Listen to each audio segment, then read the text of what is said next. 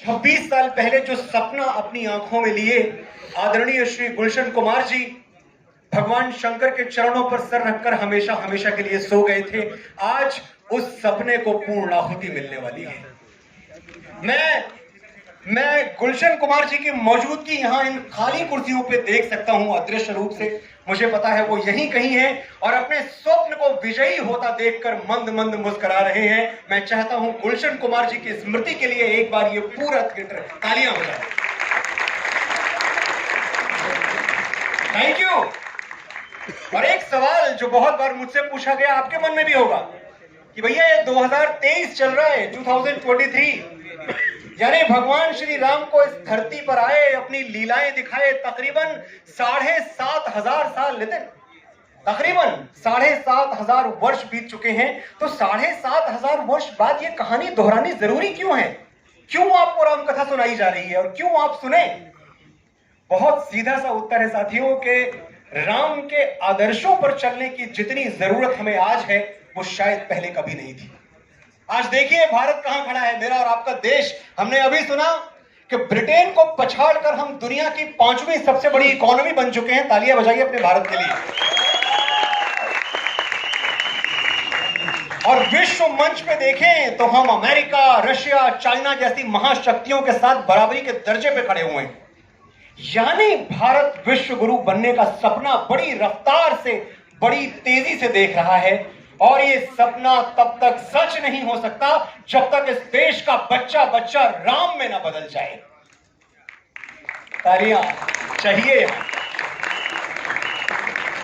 जब तक इस देश के बच्चे बच्चे में राम नहीं जाग उठेगा तब तक हमारा भारतवर्ष, हमारा विश्व गुरु बनने का सपना थोड़ा सा अधूरा रह जाएगा। और एक बात मैं और कहता हूं कि आजकल के बच्चे ये हमेशा पूछते हैं, इनके मन में बहुत सवाल होते हैं श्री राम के लिए, और हम पेरेंट्स, मैं भी एक 12 साल के बच्चे का पता हूं, हम शायद जवाब नहीं दे पाते कि राम थे कौन, इतना बड़ा कैरेक्टर, इतना बड़ा किरदार, इतना बड़ा महानायक, क्या क्या बोले राम के बारे में।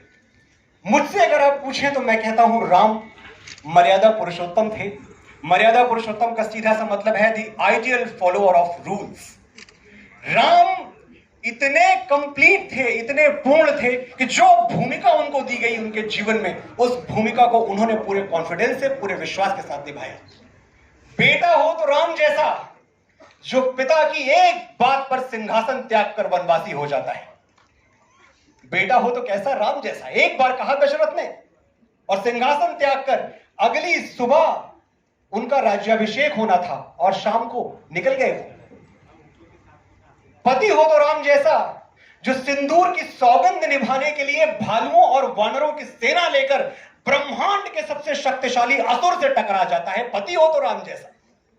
और भाई हो तो राम जैसा, जिसने मूर्छित लक्ष्मण के सिरहाने आकर मृत्यु को चुनौती दे दी कि या तो आज मेरा अनुज, मेरा लक्ष्मण आंखें खोलेगा या मैं भी यही बराबर में आंखें मूंद के हमेशा के लिए सो जाऊंगा। भाई हो तो राम जैसा।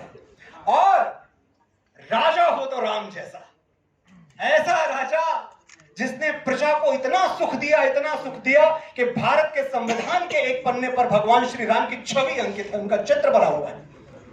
महात्मा गांधी जैसा अलौकिक पुरुष, युग पुरुष, ये स्वप्न देखता था कि एक दिन इस भारतवर्ष की गली गली, कस्बा कस्बा, नगर नगर, गांव गांव अयोध्या में बदल जाएगा। एक दिन इस भारतवर्ष में राम राज्य आएगा। ये सपना गांधी देखते थे। और मेरे साथियों, देशभक्त हो, पेट्रियट हो तो राम जैसा। अपने बाहुबल से जीती थी भगवान श्री राम ने लंका, लेकिन जब लंका का सिंहासन उनके सामने था और लक्ष्मण ने कहा कि बैठिए, अब तो लंका आपकी है, सोने की लंका आपकी है, भगवान श्री राम ने कहा कि ये सोने की लंका मेरे मन को भा नहीं रही लक्ष्मण, क्योंकि मां और मातृभूमि से बढ़कर इस दुनिया में कुछ और नहीं हो सकता। जननी जन्मभूमिश्च स्वर्गादपि गरीयसी, भगवान श्री राम ने कहा था। और पुरुष हो तो कैसा? पुरुष हो तो श्री राम जैसा, सजे माथे पे चंदन, हे रघुनंदन, हाथ में बाण धनुष हो, पुरुषार्थ तुम्हारा कभी न हारा, तुम तो आदि पुरुष हो।